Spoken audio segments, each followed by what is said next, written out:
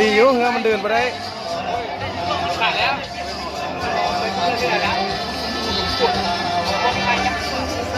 ดูหอมไปได้แล้วเลยสิ เฮ้ยผมน้อยที่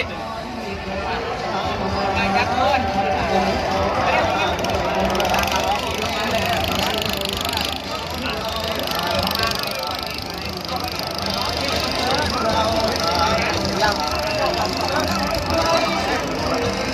โอ้ล้ำ